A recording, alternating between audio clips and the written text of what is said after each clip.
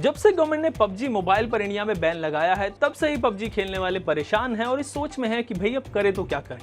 मतलब ये खबर गेमर्स के लिए एक शॉक की तरह आई थी, क्योंकि उन्होंने कभी ये नहीं सोचा था कि पबजी के अगेंस्ट भी गवर्नमेंट एक्शन ले सकती है और ये भी इंडिया में बैन हो सकता है। हालांकि खबरें पहले से ही आ रही थी, मगर लग रहा था कि पबजी चलता रहेगा और ये बजा रहेगा।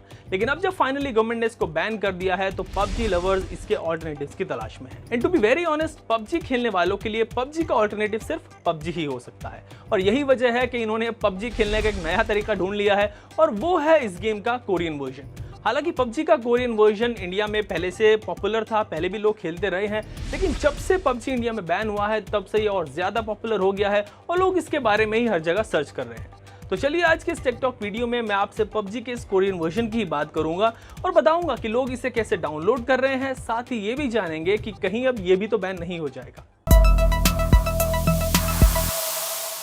सबसे पहले ये जानते हैं कि ये पबजी के अलग अलग वर्जन्स जो हैं वो आखिर हैं क्या। तो जो पबजी गेम आप अपने मोबाइल में खेलते थे या फिर अभी भी खेल रहे हैं, वो पबजी का एक ग्लोबल वर्जन है। इसके अलावा पबजी के कुछ दूसरे कंट्रीज में दूसरे वर्जन्स भी अवेलेबल है, जैसे कि चाइना में पबजी गेम फॉर पीस के नाम से आता है और इसी तरह इसका एक कोरियन वर्जन भी अवेलेबल है। और जैसे ही पबजी मोबाइल इंडिया में बैन हुआ, गेमर्स ने पबजी के कोरियन वर्जन को सर्च करना शुरू कर दिया और इसको डाउनलोड करने लगे। हालांकि पबजी का जो कोरियन वर्जन है वो सिर्फ कोरिया और जापान के लिए ही है और वहीं के प्ले स्टोर्स पर अवेलेबल है। पर आजकल इंटरनेट की इस दुनिया में सब कुछ पॉसिबल है और इंडिया में भी यूजर्स इसकी XAPK फाइल डाउनलोड करके इस गेम को खेल पा रहे हैं।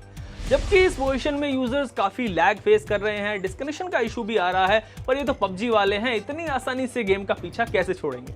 अब बात करते हैं कि पबजी मोबाइल और इसके कोरियन वर्जन में डिफरेंसेस क्या क्या हैं। वेल, कोई डिफरेंस नहीं है, सिमिलर गेमिंग एक्सपीरियंस है और ऑलमोस्ट वही सब कुछ मिलता है आपको जो पबजी में मिलता है पबजी मोबाइल में, मतलब ऑलमोस्ट सब कुछ सिमिलर है। लेकिन यहाँ पर यूजर्स को जीरो से शुरू करना होता है, यानी अगर कोई यूजर पिछले 1 या 2 साल से पबजी खेल रहा था तो यहाँ पर उसको दोबारा से स्टार्ट करना होगा। he'll have to start from the beginning।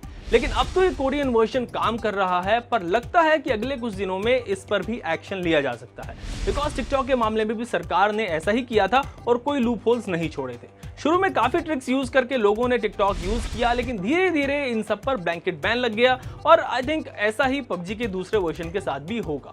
तो जो लोग इस कोरियन वर्जन को डाउनलोड कर रहे हैं उनका कहना है कि गवर्नमेंट ने जो लिस्ट जारी की 118 ऐप्स की, उसमें पबजी मोबाइल और पबजी मोबाइल लाइट का ही नाम है और पबजी के किसी दूसरे वर्जन की यहाँ पर बात ही नहीं की गई है। तो इवन दो इसका नाम बैंड ऐप की लिस्ट में नहीं है, पर जब एक बार कोई ऐप बैन हो गया है तो बेहतर है कि आप उसके किसी दूसरे वर्जन को भी यूज ना करें, because it's about your security and your data.